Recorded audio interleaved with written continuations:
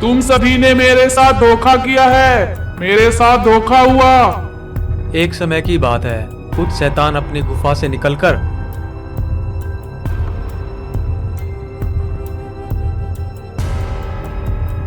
गांव में जाकर मछलियों की खेती किया करते थे। एक शैतान कहता है,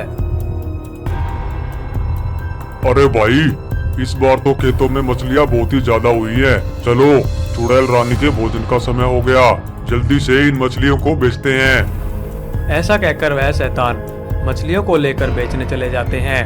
आओ भाई आओ, मछलियाँ ले जाओ, बहुत ही ताजा ताजा जमीन से उगाई हुई मछलियाँ हैं, स्वादिष्ट मछलियाँ खाओ। तभी गांव का एक व्यक्ति मछलियां खरीदने के लिए आता है। अरे भाई, कितने की दी है मछलियां? शैतान कहता है, 10 रुपए किलो। यह तो बहुत ही महंगी है भाई। अच्छा, तो तुम्हें सस्ती चाहिए? आ जाओ मेरे साथ, कमरे में बहुत ही सस्ती सस्ती मछलियाँ रखी हुई हैं। ऐसा कहकर वह व्यक्ति शैतान के साथ कमरे में चला जाता है। वह जैसे ही कमरे में जाता है, वह शैतान उस व्यक्ति की मुंडी काटकर और उसे बोरी में डाल लेता है। सभी शैतान गुफा की तरफ निकल पड़ते हैं। गुफा में पहुंचकर शैतान उस सरकटे व्यक्ति को चुड़ैल को दे देता है। चुड़ैल कहती है, शाबाश मेरे शैतानों, ऐसा ही अच्छा काम करते रहो। जिस दिन मैं 100 आदमी खा लूंगी, मैं तुम्हें शैतान रूप से आजाद कर दूंगी और पृथ्वी लोक तुम्हारे हवाले कर दूंगी। तुम पृथ्वी लोक पर राज करना और जितने चाहे उतने आदमी खाना। अब जाओ और जाकर मछलियों की खेती करो। ऐसा करते करते बहुत दिन बीत जाते हैं। फिर एक दिन चुड़ैल शैतानों के खेतों में जाती है और एक मछली को उखाड़ कर खाती है। चुड़ैल कहती है, वाह क्या स्वादिष्ट मछली है। अगर यह मछली इतनी स्वादिष्ट है तो इनकी रानी जलपरी कितनी स्वादिष्ट होगी, उसको भी खाऊंगी। तभी वह शैतान को बुलाती है और कहती है, शैतानों जाओ, जलपरी को लेकर आओ। जलपरी को खाते ही मैं तुम्हें शैतान के रूप से आजाद कर दूंगी और पृथ्वी लोक का महाराजा बना दूंगी। यह बातें बंटी सुन रहा होता है। बंटी भागा भागा जलपरी के पास जाता है और जलपरी से कहता है, क्या हुआ बंटी, तुमने मुझे इतना जल्दी क्यों बुलाया? जलपरी बहन, खुद शैतान और एक भयानक चुड़ैल आपको मारकर खाने की बात कर रहे थे और यहीं आ रहे हैं। तभी जलपरी कहती है, घबराओ नहीं बंटी, उन्हें यहाँ आने दो, लेकिन तुम जल्दी जाओ और सभी गांव वालों से बोलो कि वह 1000 माचिस की तिल्ली का एक पुल बनाए। वह चुड़ैल माचिस की तिल्ली से ही मारी जाएगी। ऐसा सुनते ही बंटी गांव भागा भागा जाता है और गांव वालों को सारी बात बताता है। गांव वाले जल्दी से 1000 माचिस का एक पुल बना देते हैं और जलपरी के पास लेकर पहुंच जाते हैं। तभी बंटी कहता है, जलपरी रानी, मेरे पास एक आइडिया है चुड़ैल को इसके ऊपर लाने का। जलपरी कहती है, बताओ बंटी, तुम्हारे पास क्या आइडिया है? तभी बंटी जलपरी के जैसा एक पुतला बनाता है और उसे पुल पर रख देता है। जलपरी यह देख सब समझ जाती है और जैसे ही शैतान और चुड़ैल वहां आने लगते हैं, सभी छुप जाते हैं। चुड़ैल वहां आकर कहती है, जलपरी क्या बात, पानी को छोड़कर इस पुल पर आराम फरमा रही हो? आओ जल्दी आओ, अब मेरा खाना बन जाओ। तुम्हें देखकर मेरे मुंह में पानी आ रहा है। तभी बंटी दूर से बोलता है जलपरी की आवाज में, चुड़ैल, मैं वहाँ चलकर नहीं आ सकती, तुम्हें यहाँ आकर मुझे खाना होगा। चुड़ैल जलपरी को देखकर इतनी उतावली हो गई थी कि उससे रहा नहीं गया और वह भागी भागी पुल पर चढ़ जाती है। लेकिन तभी उसे पता लग जाता है कि जलपरी असली नहीं है, वह तो एक पुतला है। चुड़ैल कहती है, तुम सभी ने मेरे साथ धोखा किया है, मेरे साथ धोखा हुआ। लेकिन इससे पहले कि वह वापस उतरती, बंटी उस पुल को आग लगा देता है। सभी माचिस की तीली एक एक करके जल जाती हैं और चुड़ैल 1000 माचिस की तीली में जलकर मर जाती है। सभी शैतान ऐसा दृश्य देखकर घबरा जाते हैं और वहां से भागने लगते हैं। भाई, चुड़ैल का काम तमाम हो गया, जल्दी से भाग चलते हैं, नहीं तो हम भी मारे जाएंगे। सभी शैतान गांव छोड़कर भाग जाते हैं। जलपरी सभी गांव वालों और बंटी को कहती है, आप लोगों ने मेरी जान बचाई, इसके लिए आप लोगों का बहुत बहुत धन्यवाद। बचाओ बचाओ, कोई तो मेरी बेटी को बचाओ, कोई तो मदद करो।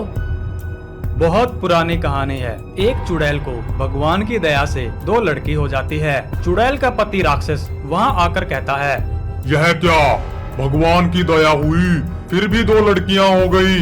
यह मुझे खाना कहाँ से लाकर देंगी? कोई लड़का होता तो मेरी बुढ़ापे में देखभाल भी करता। ऐसा कहकर वह राक्षस उन दोनों लड़कियों को उठाकर वहाँ से ले जाकर और एक कुएं में फेंक देता है और वहाँ से चला जाता है। तभी उस कुएं में एक डायन घुस जाती है। वह कुआं डायन का अपना ही घर था। डायन जैसे ही अंदर जाती है, दोनों लड़कियों को देखकर डायन की आंखें फटी की फटी रह जाती है। डायन हैरान होकर बोलती है, भगवान ने मेरी सुन ली। मैं बहुत दिनों से भूखी थी, मुझे तो शिकार अपने आप ही मिल गया। वह डायन जैसे ही उन बच्चियों को खाने लगती है, वे दोनों बच्चियां रोने लग जाती है। उनके रोने की आवाज इच्छाधारी नागिन को सुनाई देती है। इच्छाधारी नागिन कहती है, अरे ये किन्हीं लड़कियों की आवाज है, लगता है वह मुसीबत में है। ऐसा कहकर इच्छाधारी नागिन भी कुएं के अंदर चली जाती है। इच्छाधारी नागिन डायन से कहती है, सुन मेरी बात, इन बच्चियों को छोड़ दे और मुझे दे दे, नहीं तो मैं तुझे डस लूंगी। मेरा जहर इतना शक्तिशाली है कि तू पल भर में ही मर जाएगी। इच्छाधारी नागिन की ऐसी बातें सुनकर डायन डर जाती है। नागिन दोनों बच्चियों को लेकर नागलोक चली जाती है। डायन कहती है, मुझे ये दोनों बच्ची बहुत पसंद आई। मैं इन्हें कैसे भी हासिल कर लूंगी और खा जाऊंगी। ऐसा कहकर डायन भी नागलोक चली जाती है और चुपके से सब कुछ देखती है। इच्छाधारी नागिन अपनी जादुई शक्तियों से उन दोनों बच्चियों को बड़ा कर देती है। वह दोनों लड़कियां भी शक्तिशाली हो जाती है। तभी डायन उन दोनों को अकेला पाकर उन दोनों के पास जाती है और कहती है, तुम दोनों तो बहुत ही सुंदर हो, लेकिन वह नागिन तुम्हारी माँ नहीं है। तुम्हारी माँ तो एक चुड़ैल है। मैंने अपनी आंखों से देखा था कि यह नागिन तुम्हें चुड़ैल के पास से उठा लाई। दोनों लड़कियां कहती हैं, हमें तुम्हारी बात पर विश्वास नहीं है। तभी इच्छाधारी नागिन वहाँ आती है और वह लड़कियां नागिन से कहती है, माँ तुम हमारी माँ नहीं हो, तुमने हमसे ये बात क्यों छुपाई? नागिन कहती है, ये सच है कि मैं तुम्हारी माँ नहीं हूँ, लेकिन मैंने ही तुम्हें पाला है। दोनों लड़कियां नागिन की बात नहीं मानती और डायन के साथ चली जाती है। डायन उन लड़कियों को पाकर बहुत खुश होती है और धरती लोक चली जाती है। धरती लोक जाकर डायन चुड़ैल को अपने साथ ले लेती है। डायन चुड़ैल से कहती है, चुड़ैल बहन देखो, तुम भी भूखी हो और मैं भी भूखी हूँ। मैं 2 लड़कियां पकड़ कर लाई हूँ। यह लड़कियां नागिन की बेटी हैं। हम इसे खा लेंगे तो हमें पूरी जिंदगी खाने की जरूरत नहीं पड़ेगी। चुड़ैल डायन की बातों में आ जाती है, लेकिन चुड़ैल को पता नहीं था कि वह उसकी ही बेटी हैं। डायन और चुड़ैल लड़कियों को एक गुफा में ले जाती है और खाने के लिए आगे बढ़ती है। तभी वहाँ इच्छाधारी नागिन और राक्षस आ जाते हैं। इच्छाधारी नागिन कहती है, चुड़ैल तुम इन लड़कियों को मत खाओ, क्योंकि यह तुम्हारी ही बेटियां हैं। तुम्हारे पति राक्षस ने जन्म लेते ही इन्हें कुएं में फेंक दिया था और उस कुएं में यह डायन थी। यह डायन इन्हें खाने वाली थी। मैंने इन्हें बचाया है और पाल पोस कर बड़ा किया है। चुड़ैल राक्षस से कहती है, बोलो, क्या इच्छाधारी नागिन सही बोल रही है? राक्षस ऐसा सुनते ही अपना सर झुका लेता है। चुड़ैल सब समझ जाती है, लेकिन इतने में डायन दोनों लड़कियों को उठाकर भागने लगती है। चुड़ैल कहती है, बचाओ बचाओ, कोई तो मेरी बेटी को बचाओ, कोई तो मदद करो। तभी राक्षस डायन के आगे आ जाता है, लेकिन राक्षस कमजोर होने की वजह से डायन लात मारकर उसे वहां से भगा देती है। तभी इच्छाधारी नागिन सांप का रूप धारण करती है और उड़कर डायन के सामने चली जाती है और फिर से रूप बदल लेती है। इच्छाधारी नागिन डायन को बंदी बना लेती है और उन दोनों लड़कियों को छुड़ा लेती है। तभी इच्छाधारी नागिन डायन को अपनी शक्तियों से पाताल लोक पहुंचा देती है और दोनों बच्चियां बच जाती हैं। चुड़ैल और राक्षस को अपने किए पर बहुत पछतावा होता है। तो प्यारे दोस्तों, ऐसी ही और मजेदार कहानियां देखने के लिए आप हमारे चैनल को सब्सक्राइब कर सकते हैं। वीडियो पूरी देखने के लिए आपका बहुत बहुत धन्यवाद।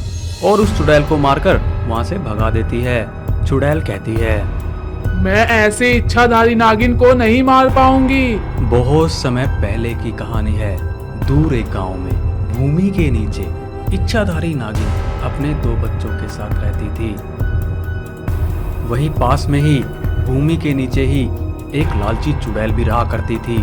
वह दोनों जैसे ही सुबह होती थी अपना भेष बदलती थी और गांव की तरफ निकल पड़ती थी, जहां इच्छाधारी नागिन अपने बच्चों का पालन पोषण मेहनत मजदूरी करके किया करती थी। वहीं दूसरी तरफ चुड़ैल, जो कि बहुत लालची थी, वह गांव वालों के जानवरों को चोरी से उठा लिया करती थी और अपनी गुफा में ले जाकर मारकर खा जाया करती थी। जानवरों के गायब होने से गांव वाले बहुत परेशान हुआ करते थे। उस समय गांव में दिवाली का त्योहार मनाया जा रहा था। गांव के बच्चे खुशी से पटाखे फुलझड़ियां जला रहे थे। यह सब नागिन के बच्चे देख लेते हैं और जैसे ही इच्छाधारी नागिन घर पर आती है, बच्चे कहते हैं, माँ गांव में सभी बच्चे पटाखे और फुलझड़ियाँ जला रहे हैं, हमें भी ला कर दो ना। क्यों नहीं बेटा, सभी पटाखे जला रहे हैं तो क्या, मैं भी तुम्हें ला कर दूंगी, अभी ला कर देती हूँ। ऐसा कहकर इच्छाधारी नागिन भेष बदलकर पटाखे लेने के लिए गांव में निकलती है। वहीं उसके बच्चे उसके पीछे पीछे बाहर आ जाते हैं। तभी चुड़ैल वहां से जा रही होती है। उसकी नजर उन बच्चों पर पड़ जाती है। चुड़ैल उन्हें देखकर कहती है, ये बच्चे मैंने पहले कभी नहीं देखे, ये इंसान के बच्चे नहीं हैं, ये इच्छाधारी नागिन के बच्चे हैं। जरूर इच्छाधारी नागिन यहीं रहती है। ऐसा कहते ही चुड़ैल इच्छाधारी नागिन के घर के पास पहुंच जाती है। वह जैसे ही घर के अंदर घुसने लगती है, तभी इच्छाधारी नागिन वहां पहुंच जाती है और उस चुड़ैल को मारकर वहां से भगा देती है। चुड़ैल कहती है, मैं ऐसे इच्छाधारी नागिन को नहीं मार पाऊंगी। हो सकता है उसके घर में बहुत सारा खजाना और नागमणि हो, मैं उसे हासिल करके ही रहूंगी। फिर मुझे रोज रोज शिकार करने नहीं जाना पड़ेगा। फिर क्या, चुड़ैल इच्छाधारी नागिन के जाने का इंतजार करने लगती है। जैसे ही इच्छाधारी नागिन वहां से जाती है, चुड़ैल अपनी शक्तियों से एक बहुत बड़ा बम बनाती है और इच्छाधारी नागिन के घर के ऊपर फेंक देती है। वह बम फट जाता है। चुड़ैल सोचती है कि इच्छाधारी नागिन के बच्चे मर गए होंगे, लेकिन वह बच्चे एक कोने में छिप जाते हैं, जिससे वह बम फटने से वह मरने से बच जाते हैं। वह चुड़ैल कहती है, मुझे पूरे गांव में बम लगाने होंगे, नहीं तो इच्छाधारी नागिन दोबारा मुझे आकर मार देगी। चुड़ैल गांव में हर तरफ बम ही बम लगा देती है। जैसे ही इच्छाधारी नागिन अपने घर वापस आने लगती है, उसे पता चलता है कि चुड़ैल ने उसके घर पर हमला किया है। वह अपनी शक्तियों से देखती है कि उसके बच्चे छुपे हुए हैं और यह सब किस चुड़ैल ने किया है। वह कहती है, अरे नहीं, मेरे बच्चे मुसीबत में हैं, मुझे उन्हें बचाना होगा। और जैसे ही वह अपने घर की तरफ बढ़ती है, चुड़ैल के द्वारा लगाया गया एक बम फट जाता है। इच्छाधारी नागिन कहती है, चुड़ैल ने हर जगह बम लगा दिए हैं, मुझे साधु बाबा की मदद लेनी होगी। ऐसा कहते ही इच्छाधारी नागिन साधु बाबा के पास पहुंच जाती है और सारी बात बता देती है। साधु बाबा कहते हैं, इच्छाधारी नागिन, तुम्हारे साथ बहुत बुरा हुआ, हम उस चुड़ैल को सबक जरूर सिखाएंगे। ऐसा कहते ही साधु बाबा सभी गांव वालों को इकट्ठा करते हैं और सभी के हाथ में अपनी शक्तियों से एक एक पटाखा देते हैं और इच्छाधारी नागिन को एक मसाल पकड़ाते हैं और कहते हैं, तुम सभी मेरे पीछे पीछे आओ और ध्यान से, कहीं किसी का बम पर पैर ना पड़ जाए। फिर क्या था, सभी साधु बाबा के पीछे पीछे इच्छाधारी नागिन के घर पहुंचने लगते हैं।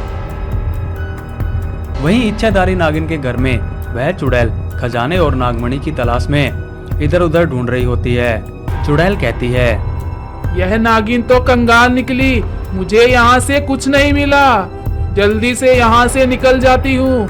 क्या पता इच्छाधारी नागिन यहाँ पहुँच जाए और मुझे मार दे। जैसे ही चुड़ैल उस घर से बाहर निकलने लगती है, सभी गांव वाले उसे चारों तरफ से घेर लेते हैं। साधु बाबा कहते हैं, गांव वालों, जल्दी से पटाखे इस चुड़ैल के ऊपर डाल दो। साधु बाबा के कहते ही सभी गांव वाले वह पटाखे चुड़ैल के ऊपर डाल देते हैं। इच्छाधारी नागिन, अब टाइम व्यर्थ मत करो, जल्दी से मसाल से इन पटाखों को जला दो। इच्छाधारी नागिन सब समझ जाती है और मसाल को पटाखे में फेंक देती है। फिर क्या था, पटाखों में आग लग जाती है और एक एक करके सारे पटाखे जलने लग जाते हैं। चुड़ैल घबरा जाती है मुझे छोड़ दो, मुझसे बहुत बड़ी गलती हो गई। और घबराकर वापस नीचे भाग जाती है। लेकिन चुड़ैल को क्या पता था कि उसका अंत समय आ गया है। देखते ही देखते पूरे घर में पटाखों से आग लग जाती है और चुड़ैल वहीं जलकर मर जाती है। तभी इच्छाधारी नागिन दूसरे रास्ते से अपने बच्चों को सुरक्षित बाहर ले आती है। इस तरह से इच्छाधारी नागिन चुड़ैल से अपना बदला ले लेती है। तो प्यारे दोस्तों, ऐसी ही और मजेदार कहानियां देखना चाहते हैं तो हमारे चैनल को सब्सक्राइब जरूर कर लें। वीडियो पूरी देखने के लिए आपका बहुत बहुत धन्यवाद। ऐसा कहते ही वह चुड़ैल को मार देता है। खिलौने बेचने वाली चुड़ैल। यह कहानी एक ऐसी चुड़ैल की है जो गांव में खिलौने बेचकर और बच्चों को उठा लिया करती थी। खिलौने ले लो खिलौने, बच्चों के मनपसंद खिलौने, सस्ते खिलौने, मजबूत खिलौने, बच्चों का मन खुश कर देने वाले खिलौने ले लो भैया, खिलौने ले लो, बच्चों को बहुत मजा आएगा। इतने में एक बच्चा कहता है, मम्मी मम्मी मुझे खिलौने चाहिए, मुझे वह जेसीबी ट्रक दोनों चाहिए, दिला दो ना मम्मी। बच्चे की जिद देखकर चुड़ैल बोलती है, आहा, आजा बच्चे, जल्दी आजा, मेरे खिलौने तो ले ले। बच्चे की माँ बोलती है, बेटे ऐसे किसी से कोई भी खिलौने नहीं लेने चाहिए, हम तो इसे जानते भी नहीं, कहाँ से कैसे आई हुई है। लेकिन बच्चा फिर भी जिद करने लगता है। बेटे की जिद के कारण माँ बेबस हो जाती है और उसे जेसीबी दिला देती है। ऐसे धीरे धीरे चुड़ैल बहुत सारे खिलौने गांव में बेच देती है। फिर चुड़ैल अपने घर वापस चली जाती है। जैसे ही रात होती है चुड़ैल कहती है, ए मेरे प्यारे खिलौने आओ, सभी बच्चों को अपने साथ मेरे पास ले आओ, आओ आ जाओ। चुड़ैल के इतना कहते ही वह सभी खिलौने जो चुड़ैल गांव में बेचकर आई हुई थी सभी जिंदा हो जाते हैं और अपने आप चलने लग जाते हैं। जिन जिन बच्चों ने वह खिलौने लिए होते हैं वह खिलौने उन्हें हिप्नोटाइज कर देते हैं। तभी अचानक वह खिलौने घर से बाहर निकलने लगते हैं। बच्चे भी हिप्नोटाइज होने की वजह से खिलौनों के पीछे पीछे चले जाते हैं। खिलौने धीरे धीरे बच्चों को चुड़ैल के पास ले जाते हैं। चुड़ैल कहती है, ये हुई बात, आ गए सारे के सारे बच्चे, वाह मेरे खिलौनों, आ जाओ, अपने तहखाने में चले जाओ। चुड़ैल ऐसा कहते ही उन सभी बच्चों को खिलौनों में बदल देती है। वह किसी को जेसीबी में, किसी को ट्रक में और किसी को क्रेन में बदल देती है और फिर सभी को अपनी रेडी पर रख लेती है। चुड़ैल कहती है, बस अब गांव में कुछ ही बच्चे बच्चे हुए हैं, उन्हें भी अपना गुलाम बना लूंगी और फिर किसी दूसरे गांव चली जाऊंगी और बच्चे उठाने के लिए। वहीं दूसरी तरफ गांव में बच्चे गायब हो रहे हैं। यह खबर तूफान की तरह फैल जाती है। सभी गांव वाले जिनके बच्चे गायब हुए थे रोने लग जाते हैं और सुपर नागराज को याद करने लगते हैं। सुपर नागराज कहाँ हो, हमारी मदद करो, हमारे बच्चे किसी मुसीबत में फंस गए हैं, लगता है यह गांव मुसीबत में है। वहीं दूर बैठे सुपर नागराज को गांव वालों की फरियाद सुनाई देती है। सुपर नागराज बोलता है, लगता है गांव में कोई मुसीबत आ गई है, मुझे जल्दी से जाना होगा। वह वहां से उड़ता है और गांव की तरफ निकल पड़ता है। फिर गांव पहुंच जाता है। गांव वाले सुपर नागराज से कहते हैं, जय हो सुपर नागराज, आप हमारे मसीहा हो, हमारे बच्चे रातों रात गायब हो रहे हैं, उन्हें ढूंढ कर लाओ, हमारी मदद करो। तभी सुपर नागराज सख्ती से देख लेता है कि बच्चे कैसे गायब हो रहे हैं। नागराज गांव वालों से बोलता है, जो औरत गांव में खिलौने बेचने आती है उसी ने सभी बच्चों को उठाया है। वह वास्तव में एक चुड़ैल है और जो खिलौने चुड़ैल से खरीदे गए थे वही जिंदा होकर बच्चों को अपने साथ ले गए। अब आप दोबारा किसी से भी खिलौने मत खरीदना, इतने मैं बच्चों को बचा कर लाता हूँ।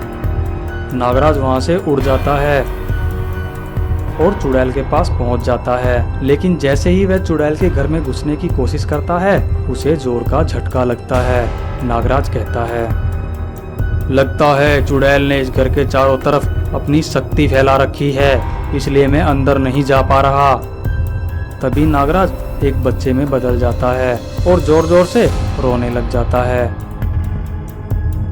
चुड़ैल को बच्चे के रोने की आवाज सुनाई देती है। चुड़ैल कहती है, लगता है कोई बच्चा बाहर ही रह गया है, लेकर आती हूँ, आज तो आखिरी रात है, बच्चे कुछ बच्चे भी आ जाएंगे तो मैं दूसरे गांव चली जाऊंगी और बच्चे पकड़ने के लिए।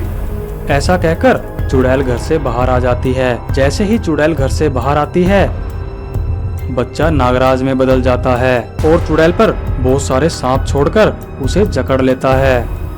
फिर उसे अपनी शक्ति से मारने लगता है। चुड़ैल कहती है, तुमने मुझे छल कपट से पकड़ा है, यह बात सही नहीं है। नागराज कहता है, पाप को खत्म करने के लिए छल और कपट का भी सहारा लिया जा सकता है, इसमें कोई बुराई नहीं है। तुमने भी तो छल और कपट से बच्चों को चुराया है।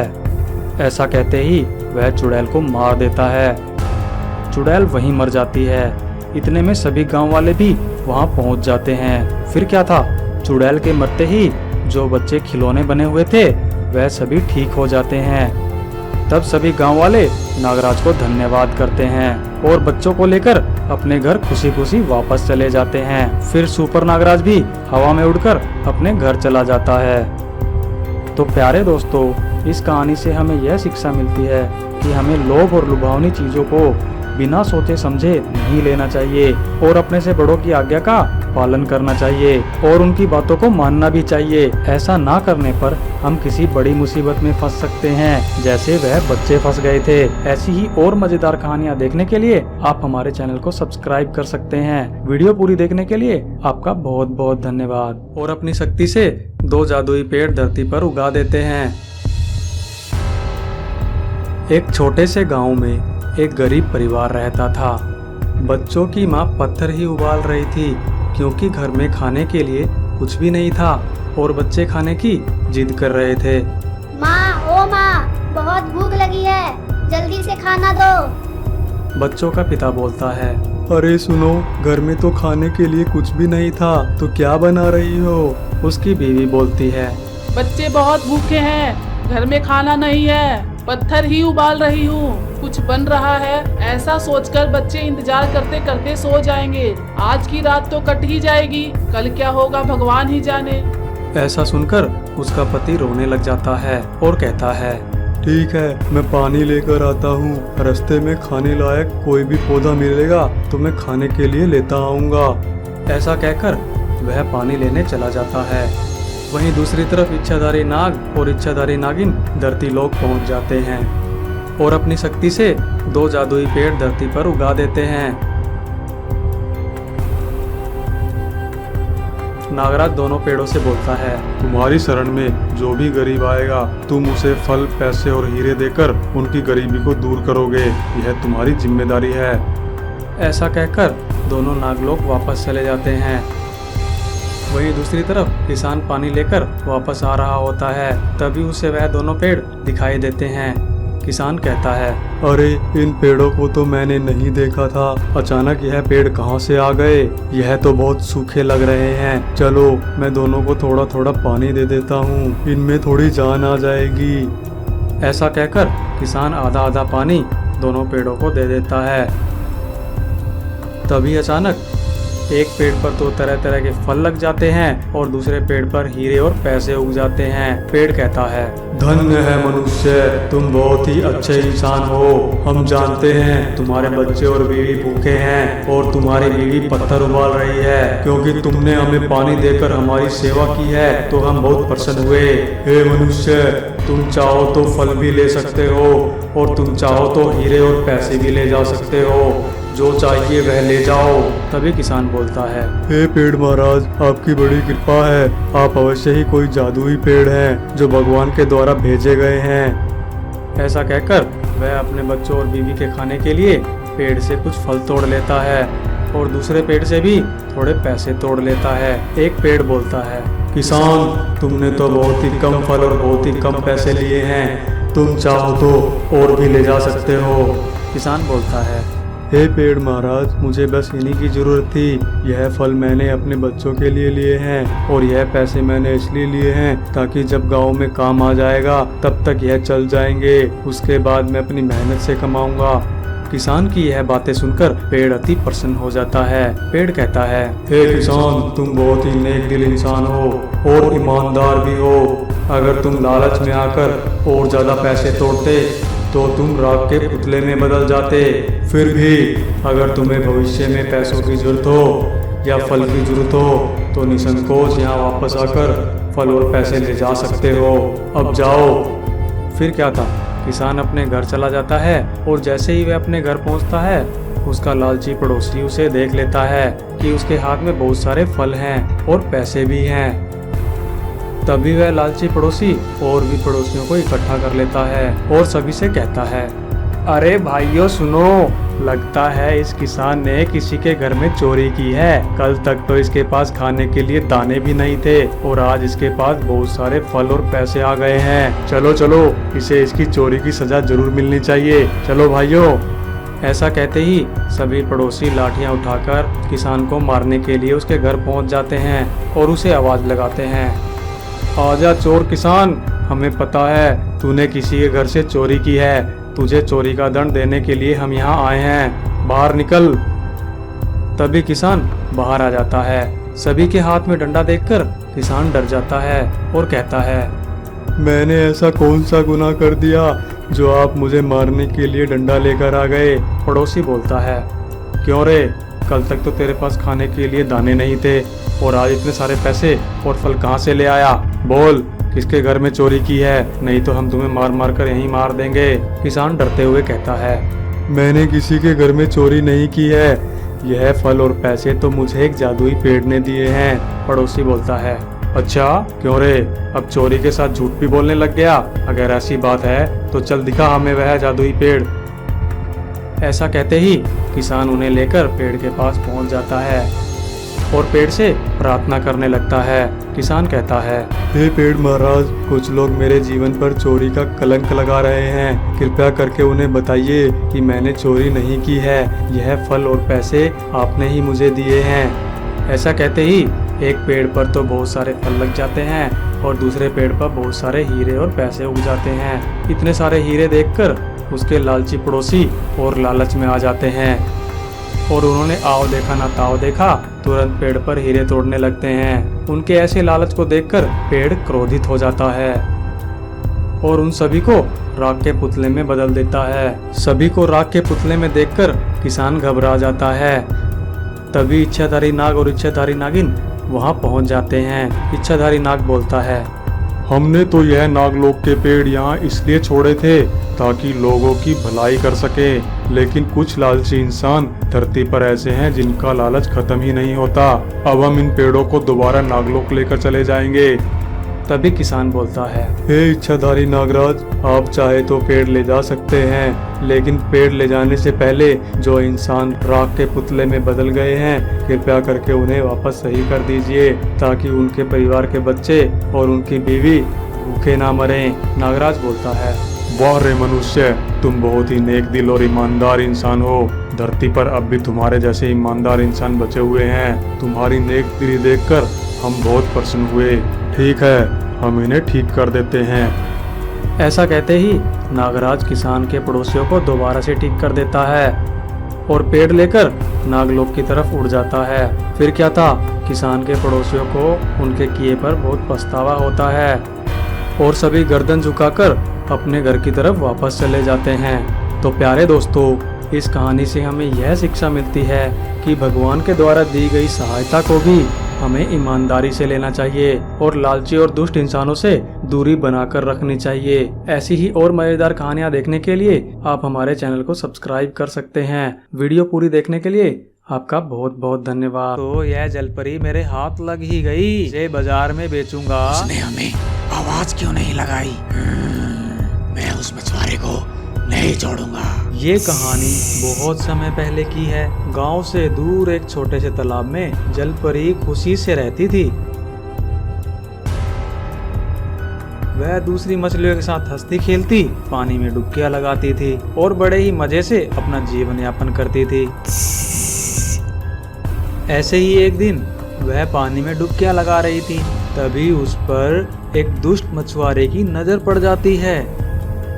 मछुआरा कहता है, अरे वाह, जिसे सारी दुनिया समुंदर में ढूंढ रही है, वह जलपरी तो इस तालाब में डुबकियां लगा रही है। अगर मैं इसे जाल में बांध कर ले जाऊं और बाजार में बेचूं तो मुझे बहुत सारा पैसा मिलेगा और मैं अमीर हो जाऊंगा।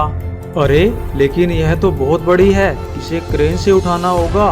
क्रेन लेकर आता हूँ। फिर वह मछुआरा क्रेन लेने के लिए चला जाता है। तभी एक सांप का बच्चा खेलते हुए तालाब में जा गिरता है और बचाओ बचाओ चिल्लाने लगता है। बचाओ बचाओ, कोई है, मैं पानी में गिर गया हूँ। मम्मी पापा मुझे बचाओ, मैं पानी में गिर गया हूँ। तभी उसकी आवाज जलपरी को सुनाई देती है। अरे लगता है कोई डूब रहा है। वह बिना टाइम गवाए तुरंत उसे बचाने के लिए निकल पड़ती है और उसे अपनी पीठ पर बिठाकर किनारे पर ले जाती है। छोटू नागराज कहता है, आप तो बड़ी दयालु और बड़ी सुंदर मछली हैं। क्या आप मुझसे दोस्ती करेंगी और मुझे तैरना सिखाएंगी? छोटे नागराज, आप अभी बहुत छोटे हो। आप अपने माँ बाप को यहाँ ले आना। अगर उनकी आज्ञा रहेगी तो मैं तुम्हें तैरना सिखा दूंगी। अभी आप अपने घर चले जाओ। छोटू नागराज घर चला जाता है। घर पहुंचने पर वह अपने माँ बाप को सारी बात बताता है कि कैसे वह तालाब में गिर गया था और एक जलपरी ने उसे बचाया। तभी उसके माँ बाप गायब होकर तालाब के पास पहुंच जाते हैं और जलपरी को आवाज लगाते हैं, हे जलपरी, आप हमें दर्शन दें। तभी जलपरी वहां आ जाती है। इच्छाधारी नागराज बोलते हैं, हे जलपरी, आपके दर्शन पाकर हमारा तो जीवन ही धन्य हो गया। आपने मेरे बेटे की जान बचाई है। आपका यह एहसान हम जिंदगी भर नहीं भूलेंगे। मैं एक इच्छाधारी नाग हूँ। अगर आपको भविष्य में किसी भी चीज की जरूरत हो तो हमें याद करना। हम आपकी सहायता करने जरूर आएंगे। ऐसा कहकर और जलपरी से आज्ञा लेकर नागराज अपने घर वापस चले जाते हैं। फिर अगले दिन मछुआरा क्रेन लेकर आ रहा होता है। दूसरी तरफ जलपरी खाने की तलाश में इधर उधर घूम रही होती है।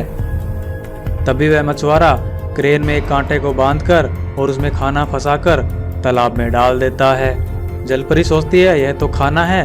वह उसे खाने के लिए आगे बढ़ जाती है और जैसे ही वह उसे खाती है वह कांटा उसके मुंह में फंस जाता है। फिर क्या था, मछुआरा जल्दी से क्रेन को ऊपर उठा लेता है और जलपरी को लेकर गांव की तरफ निकल पड़ता है। मछुआरा कहता है, आज तो यह जलपरी मेरे हाथ लग ही गई। इसे बाजार में बेचूंगा तो अमीर हो जाऊंगा। जलपरी को क्रेन से जाते हुए छोटू नागराज देख लेता है।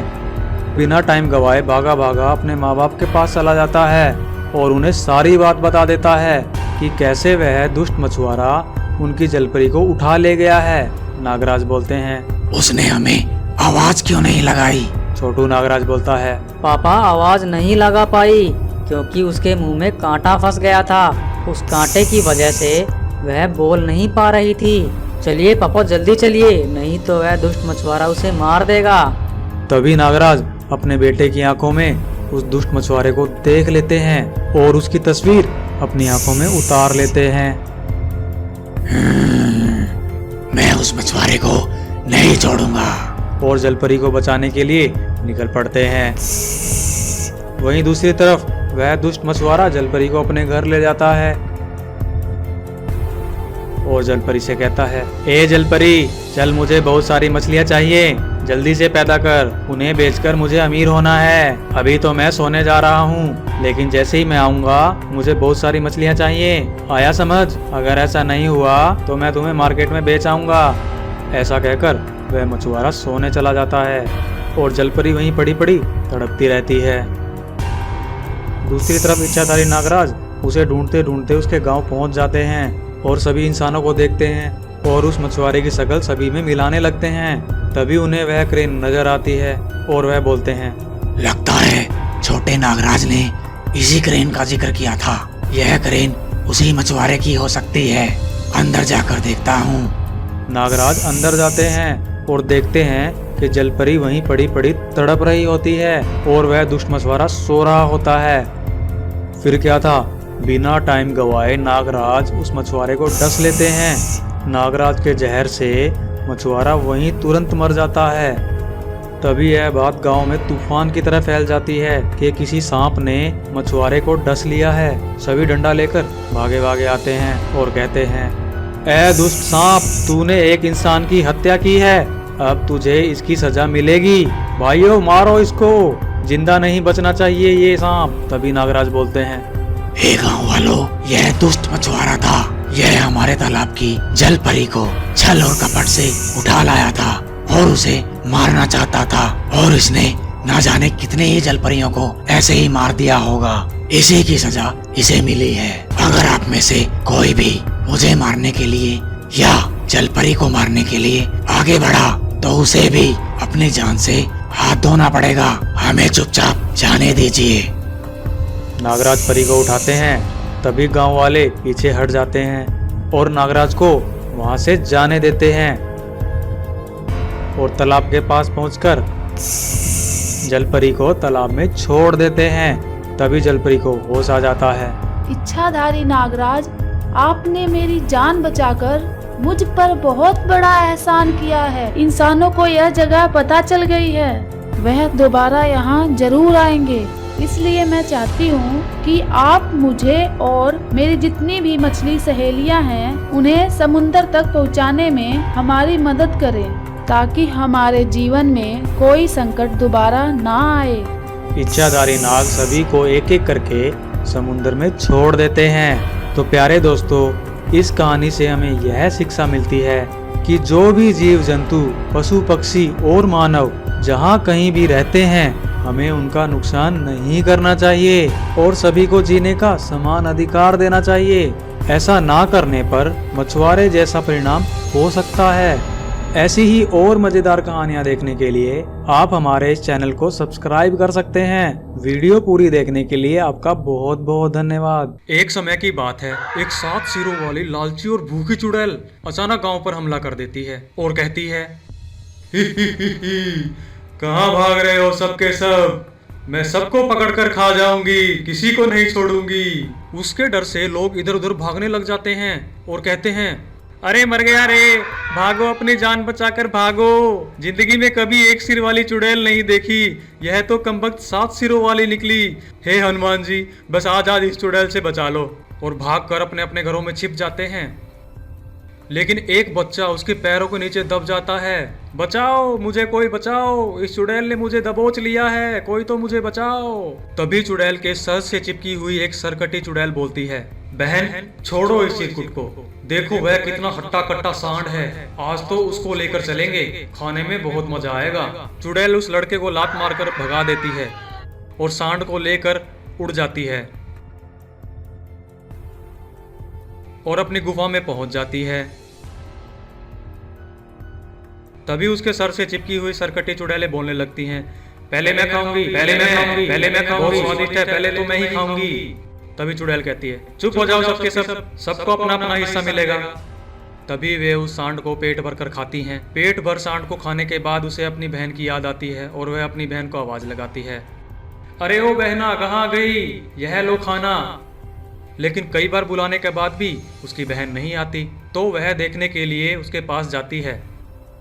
वह देखती है कि उसकी बहन जमीन पर तड़प रही होती है। चुड़ैल कहती है, यह क्या हो गया मेरी बहन को। ऐसा बोलकर वह आसपास की चुड़ैलों को इकट्ठा कर लेती है। एक चुड़ैल बोलती है, अरे तेरी बहन को कोई रोग लग गया है, वह अब ऐसे ठीक नहीं होगी। चुड़ैल कहती है, तो कोई तरीका होगा, बताओ जल्दी, नहीं तो मेरी बहन मर जाएगी। पड़ोसन चुड़ैल कहती है, एक वैद्य जी हैं जिनको अभी गांव वाले डॉक्टर बोलते हैं, वही कुछ समाधान बता सकते हैं, उनको उठाकर लाना होगा। चुड़ैल झट से उड़ती है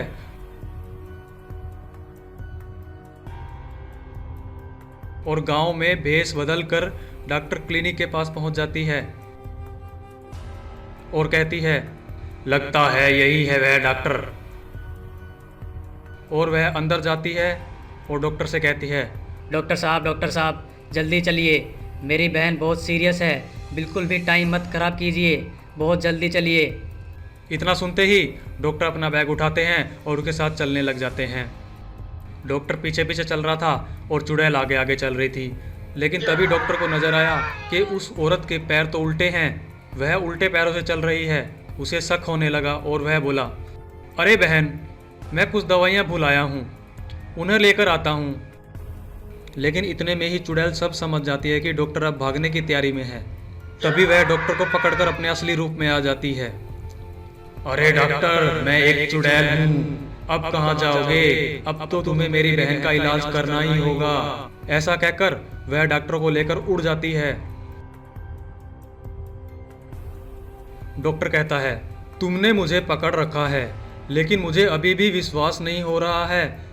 मैं यह मानता था कि चुड़ैल उड़ैल और भूत वूत नाम की कोई चीज़ नहीं होती, और तुम्हारे सर के साथ तो बहुत सारी सिरकटी चुड़ैल भी जुड़ी हुई हैं। यह कैसे हुआ?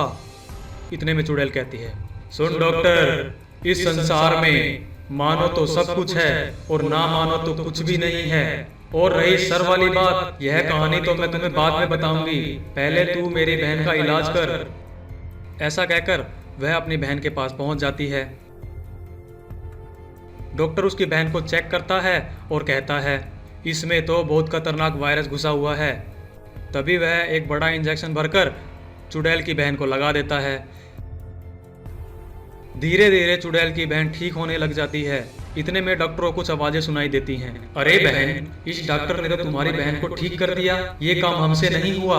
मतलब यह बहुत ज्ञानी डॉक्टर है, अगर हम इसे खा जाएं तो इसका ज्ञान हमें मिल जाएगा और हमें अपना इलाज खुद ही कर लिया करेंगे, डॉक्टर ढूंढने की जरूरत नहीं पड़ेगी। डॉक्टर यह सारी बात सुन लेता है और मरने के डर से बचने के लिए सोचने लगता है कि अब मैं क्या करूं। तभी अचानक सभी चुड़ैलें उस पर हमला करने लगती हैं। मैं खाऊंगी, पहले मैं खाऊंगी, मुझे चाहिए इस डॉक्टर का ज्ञान, मैं तुम सभी का इलाज फ्री में ही कर दिया करूंगी। तभी डॉक्टर बोलता है, अरे रुको रुको, ठहरो जरा, तुम मुझे मेरे ज्ञान के लिए खाना चाहती हो, लेकिन मैं अपना ज्ञान तो अपने क्लिनिक पे ही भूल आया हूँ। तुम मुझे खा भी जाओगी तो तुम्हें मेरा ज्ञान नहीं मिलेगा। सभी चुड़ैलें सोचने लगती हैं, अरे यह तो अपना ज्ञान क्लिनिक पे ही भुलाया, अगर हम इसे खा भी जाएंगी तो भी हमें इसका ज्ञान नहीं मिलेगा। जाओ बहन, इसे इसके क्लिनिक के पास ले जाओ और इसे इसके ज्ञान के साथ वापस लेकर आना। चुड़ैल उड़कर डॉक्टर को लेकर क्लिनिक के पास पहुंच जाती है। डॉक्टर उसे बाहर ही रुकने को कहकर क्लिनिक के अंदर चला जाता है। चुड़ैल बाहर ही रुक जाती है।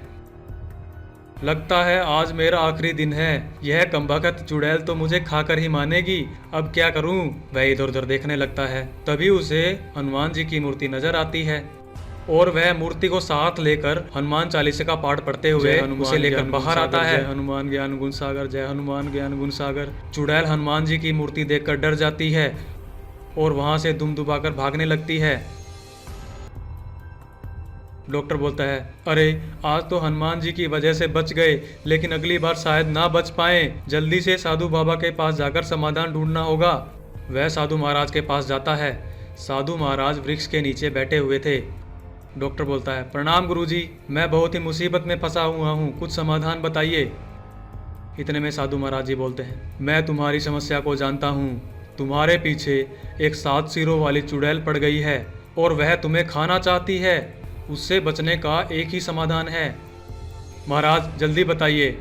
यह लो यह बोतल, और मैं जो मंत्र बताऊं उसे 2 बार बोलकर और 4 बार हाथ घुमाना है। वह चुड़ैल सीधा बोतल में कैद हो जाएगी और फिर तुम इस बोतल को सीधा जाकर समुद्र में फेंक देना, तुम्हें इस मुसीबत से छुटकारा मिल जाएगा। फिर डॉक्टर वह बोतल लेकर और मंत्र पूछकर अपने घर वापस चला आता है। फिर कुछ दिनों के बाद वह चुड़ैल वापस आ जाती है और अपना कहर बरपाने लगती है। सब चिल्लाते हुए इधर उधर भागने लगते हैं। बचाओ बचाओ, चुड़ैल आ गई, वही चुड़ैल है, ये 7 सिरों वाली चुड़ैल आ गई, बचाओ बचाओ। डॉक्टर, यह तो वही चुड़ैल है, 7 सिरों वाली। तभी डॉक्टर भागा भागा अपने घर जाता है और अपने घर से वह बोतल उठाकर लाता है। उसने साधु बाबा के दिए हुए मंत्र को 2 बार बोलता है, ओम चुड़ैल तेरा नाश हो जाए और तू इस बोतल में बंद हो जाए, ओम चुड़ैल तेरा नाश हो जाए और तू इस बोतल में बंद हो जाए, और 4 बार अपना हाथ घुमाता है।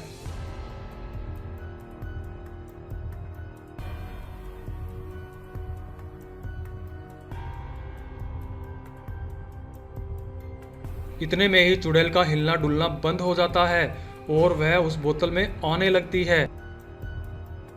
फिर बोतल में कैद हो जाती है। डॉक्टर बिना टाइम गवाए उस बोतल को समुद्र में फेंकने के लिए चला जाता है और समुद्र में फेंक देता है। चल चुड़ैल कहीं की। ऐसा कहते ही वह भेष बदलकर गांव में रहने लगती है और उस लड़के को वह डायन सभी पर हमला करने के लिए आगे बढ़ती है। तभी इच्छाधारी जलपरी अपनी शक्तियों के वार से भूतों को नष्ट कर देती है। एक बार की बात है, एक गांव में कुछ डाकू हमला कर देते हैं। वह घर में घुसते हैं और कहते हैं, अरे भाई, घर में तो कोई नहीं है, चल आजा, जल्दी से पूरा का पूरा डाका डाल देते हैं। वह दोनों घर में घुस जाते हैं और उस घर का सारा चावल, गेहूं और सोना अपने घोड़ों पर रख लेते हैं। तभी उस घर के मालिक का लड़का भागा भागा आता है और कहता है, दुष्ट डाकुओं, तुम्हारी इतनी हिम्मत, रख दो हमारा सारा का सारा सामान वापस। लेकिन उन डाकुओं ने उसकी एक न मानी और उसे चाकू मारकर वहीं मार दिया। तभी उसकी माँ भी बाहर भागी भागी आती है। दुष्ट डाकुओं, तुमने मेरे बेटे को मार डाला, मैं तुम्हें नहीं छोड़ूंगी। वह उसकी गर्भवती माँ को लात मार देते हैं। बाकी पड़ोसी वहाँ खड़े खड़े सिर्फ देखते ही रहते हैं और कहते हैं, अरे भाई जी, डाकू तो बड़े खतरनाक है, इनका सामना कौन करे भला।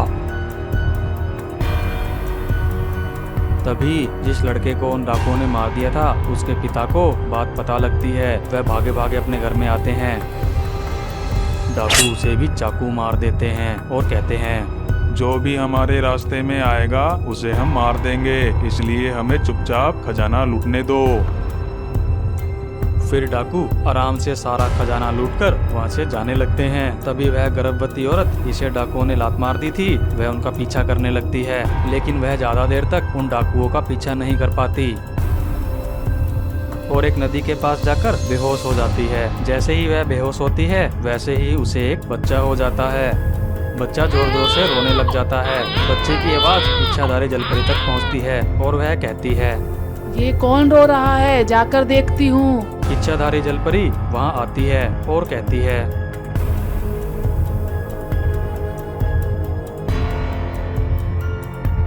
ये तो इस औरत का बच्चा लगता है ये औरत मर गई है। अगर मैं इसे यहाँ रखूंगी तो मगरमच्छ इसे खा जाएगा। मैं इसे गांव ले जाती हूँ और पढ़ा लिखा कर इसे एक अच्छा इंसान बनाऊंगी। ऐसा कहते ही वह भेष बदलकर गांव में रहने लगती है और उस लड़के को स्कूल भेजने लगती है। देखते ही देखते वह लड़का बड़ा हो जाता है। वह उस लड़के को कराटे, बॉक्सिंग और कुश्ती भी सिखाती है। वहीं दूसरी तरफ उस लड़के की असली माँ तालाब के पास हमेशा जाती रहती थी अपने बच्चे को ढूंढने के लिए, लेकिन उसे हमेशा निराशा ही हाथ मिलती थी। कहाँ चला गया मेरा बच्चा? कौन उठा ले गया मेरे बच्चे को? हे भगवान, मेरे बच्चे को मुझे वापस लौटा दो। एक दिन इच्छाधारी जलपरी अपने तालाब के पास अपने घर का जायजा ले रही होती है। तभी उसे वह औरत नजर आती है। इच्छाधारी जलपरी उसे पहचान जाती है और उसके पास जाती है। इच्छाधारी जलपरी बोलती है, रो मत, तुम्हारा बेटा मेरे पास है, वह सुरक्षित है। मैंने उसे पढ़ा लिखा कर बहुत ही होनहार बना दिया है। तभी वह उस लड़के को आवाज लगाती है। लड़का वहाँ आ जाता है। लड़के को देखकर उस लड़के की असली माँ बहुत खुश हो जाती है। वह लड़का बोलता है, माँ, यह कौन है और यहाँ क्या करने आई है? तभी इच्छाधारी जलपरी लड़के को सारी बात बता देती है कि उसकी असली माँ कौन है और उसके पिता और उसके भाई के साथ डाकुओं ने क्या किया था। यह सारी बात सुनकर उस लड़के को बहुत गुस्सा आता है। बताओ माँ, वह डाकू कहाँ रहते हैं? मैं उन्हें नहीं छोड़ूंगा। मैं अपने पिता और भाई की मौत का बदला उनसे जरूर लूंगा। तुम अकेले नहीं जाओगे, मैं भी तुम्हारे साथ चलती हूँ। फिर वह लड़का, इच्छाधारी जलपरी और उसकी माँ डाकुओं को मारने के लिए निकल पड़ती हैं। तभी वह देखते हैं कि डाकू गांव पर हमला करने के लिए जा रहे होते हैं और वहां जाकर वह निर्दोष गांव वालों को पीटने लगते हैं। तभी वह लड़का बोलता है, दुष्ट डाकुओं, अब तुम्हारे पाप का घड़ा भर गया है। अब भगवान को याद करना शुरू कर दो। ऐसा कहते ही वह एक डाकू को पकड़कर उसे लात घुस से मारने लगता है। तभी और डाकू भी उस डाकू को बचाने के लिए आगे आते हैं। वह उन्हें भी जोर से लात मारता है। उस लड़के की माँ इच्छाधारी जलपरी से बोलती है, आप भी उस लड़के की मदद कीजिए और उन डाकुओं को मार दीजिए। नहीं, तुम्हारा बेटा इतना लायक हो चुका है कि अब उसे किसी और की सहायता की जरूरत नहीं। अभी देखते जाओ, वह अकेले ही इन डाकुओं की चटनी बना देगा। फिर क्या था, वह लड़का उन सभी डाकुओं को एक पेड़ से बांध देता है। तभी वहाँ सभी गांव वाले इकट्ठे हो जाते हैं। लड़का कहता है, प्यारे गांव वालों, अब इन डाकुओं के कहर से आप सभी को छुटकारा मिल गया है। मैंने इन्हें पेड़ से बांध दिया है। अब आप जो चाहें वो सजा दे सकते हैं। तभी सभी गांव वाले गुंडों को सबक सिखाने के लिए लाठियां उठा लेते हैं और उन डाकुओं की धुलाई करना शुरू कर देते हैं। तभी एक डाकू बोलता है, हमें मत मारो, हम बेकसूर हैं। हमारे पूरे परिवार को डायन ने बंदी बना रखा है। अगर हम उसे गांव का सोना खजाना अनाज लाकर नहीं देंगे तो वह हमारे परिवार को मार देगी, ऐसा उसने धमकी दे रखी है। अगर आप सबको यकीन नहीं हो रहा है तो चलो हम जाके दिखाते हैं। तभी सभी गाँव वाले बोलते हैं, हाँ हाँ चलो दिखाओ। वह डाकू उन्हें डायन के पास लेकर चले जाते हैं। जैसे ही वह डायन के पास पहुंचते हैं वह सभी डाकू भूत में बदल जाते हैं। गांव वालों को समझ आ जाता है कि डाकुओं ने कोई चाल चली है, वह भूतों और डायन के चंगुल में फंस गए हैं। तभी वह डायन बोलती है, अच्छा हुआ तुम इन सबको उठा लाए।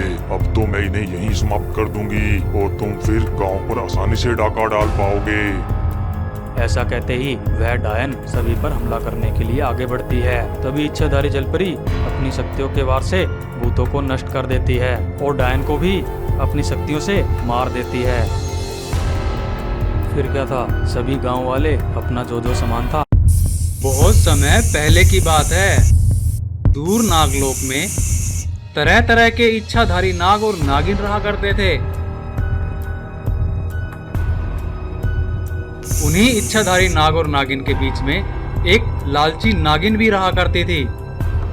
वह नागिन इतनी लालची थी कि वह दूसरों से लड़ाई करके उनकी शक्तियां छीन लेती और उन्हें अपना बंदी बना लेती थी।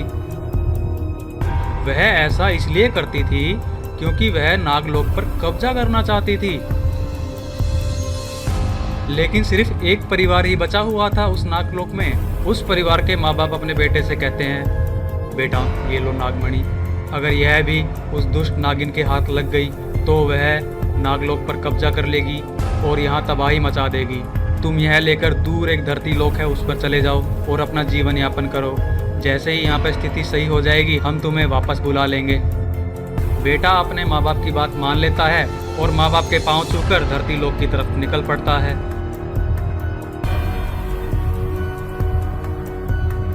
तभी वह लालची नागिन वहां पहुंच जाती है। लालची नागिन और उस लड़के के माँ बाप में भयंकर लड़ाई होती है, लेकिन आखिर में वह नागिन उन्हें गुलाम बना लेती है और एक बोतल में कैद कर लेती है।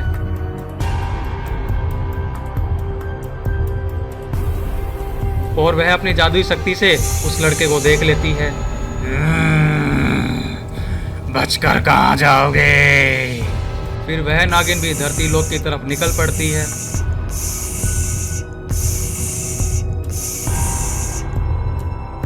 वह लड़का धरती लोक पर पहुंच जाता है और जमीन पर एक बिल में अपना आसरा बना लेता है। और वहीं दूसरी तरफ नागिन उसका पीछा करते करते वहां पहुंच जाती है। और जिस जमीन पर उस लड़के ने अपना बिल बनाकर निवास किया था वह जमीन एक गरीब किसान की थी। वह किसान कई सालों से उस जमीन पर खेती करता था। बहुत खून पसीना बहाने के बाद भी वह उस जमीन पर कुछ नहीं उगा पाया। निराश होने के बाद वह किसान बोला, हाय रे मेरी फूटी किस्मत, इतनी मेहनत करने के बाद भी मैं इस जमीन पर अनाज का एक दाना भी नहीं उगा पाया। तभी उसकी नज़र कोने में बने एक बिल पर पड़ती है और वह कहता है, अरे यह क्या, इसे तो मैंने पहले कभी नहीं देखा। जरूर इसमें नाग देवता निवास करते हैं। हो सकता है नाग देवता मुझसे नाराज हूँ, तभी मैं इस जमीन पर कुछ नहीं उगा पाया। किसान एक कटोरे में दूध भरकर ले आया। किसान ने वह कटोरा बिल के पास रखा और कहा, हे नाग देवता, मुझे नहीं पता था कि आप यहाँ निवास करते हैं। आज से मैं रोज आपके लिए दूध लाऊंगा, कृपया कर इसे स्वीकार करें। फिर किसान वहाँ से चला गया। अगले दिन जब वह दूध लेकर आया तो वह दंग रह गया। उसे कटोरे में सोने के सिक्के मिले और वह कहता है, हे नाग देवता, आपकी बड़ी कृपा है। फिर वह कटोरे में सोने के सिक्के को उठा लेता है और उसमें दूध भरकर वापस घर चला जाता है। यह सिलसिला ऐसे ही चलता रहता है। इच्छाधारी नाग कभी उसे सोने के सिक्के तो कभी उसे चांदी के सिक्के दिया करता था, जिससे वह किसान धनवान हो जाता है। एक दिन किसान की पत्नी कहती है, सुनो जी, सांप हमें चांदी के सिक्के ही क्यों देता है, सोने के सिक्के क्यों नहीं देता? सोने के सिक्के ना मिलने से हमारा बहुत नुकसान होता है। अरे पगली, नाग देवता ने हमें बहुत कुछ दिया है, यह सब उन्हीं की तो कृपा है। नाग देवता हमें जो भी दें हमें खुशी खुशी स्वीकार करना चाहिए। फिर वह अपनी पत्नी को नाग को दूध पिलाने के लिए कहकर दूसरे गांव चला जाता है।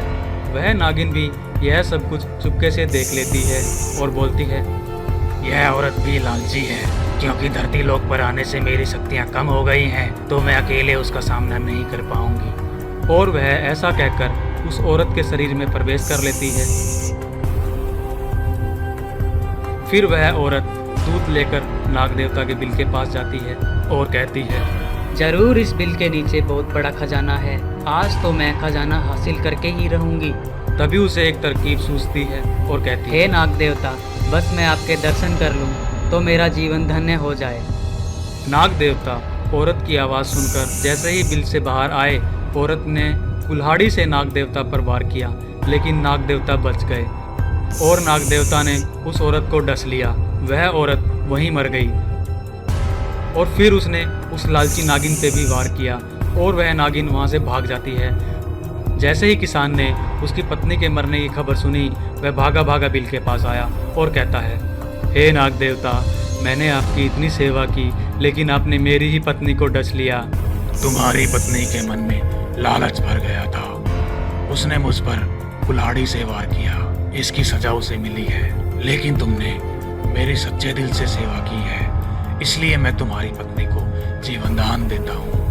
वह उसकी पत्नी को फिर से जिंदा कर देता है और नाग देवता वहाँ से चले जाते हैं। किसान निराश होकर, यह तुमने क्या किया? तो प्यारे दोस्तों, इस कहानी से हमें यह शिक्षा मिलती है कि हमें जो कुछ भी मिले उसे भगवान का दिया हुआ मानकर उसी में अपना गुजारा करना चाहिए, लालच नहीं करना चाहिए। यह इस कहानी का पार्ट 1 है।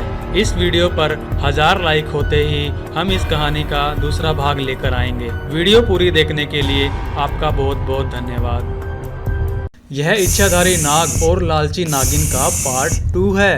पार्ट 1 देखने के लिए आप हमारे चैनल को विजिट करें। तो किसान के खेत से जाने के बाद नाग देवता चलते चलते एक नदी के पास पहुंच जाते हैं और उन्हें प्यास लगती है। जैसे ही वह नदी का पानी पीते हैं, वह 5 सिरों वाले नाग में बदल जाते हैं। नाग देवता कहते हैं, अरे यह क्या, लगता है यह कोई जादुई नदी है। इससे सुरक्षित जगह पृथ्वी लोक पर कोई नहीं हो सकती। मुझे यहीं पर अपना निवास बनाना चाहिए। और जादुई नदी के पास रहने लगते हैं। दूसरी तरफ वह लालची नागिन भी भागते भागते नदी के पास पहुंच जाती है और कहती है, अब यह नदी बीच में कहां से आ गई, इसे कैसे पार करूं? और वह नदी में जाने लगती है। जैसे ही वह नदी में जाती है, वह भी 5 मुंह वाले नागिन में बदल जाती है और कहती है, अब तो मेरी शक्तियाँ और भी बढ़ गई हैं। अब मुझे नागमणि लेने से कोई नहीं रोक सकता। जादुई नदी से प्राप्त शक्तियों से वह नाग देवता को देख लेती है कि वह कहाँ पर हैं और उनसे नागमणि लेने के लिए वह वहाँ से निकल पड़ती है। फिर एक दिन एक गरीब किसान नदी के पास आता है और कहता है, हे नदी की देवी, इतनी महंगाई होने की वजह से और कहीं पर नौकरी न मिलने से अब मैं अपने परिवार का पालन पोषण नहीं कर सकता और बहुत परेशान और दुखी हूँ। कृपया मेरे शरीर को स्वीकार करें। ऐसा कहकर वह नदी में कूदने लगता है।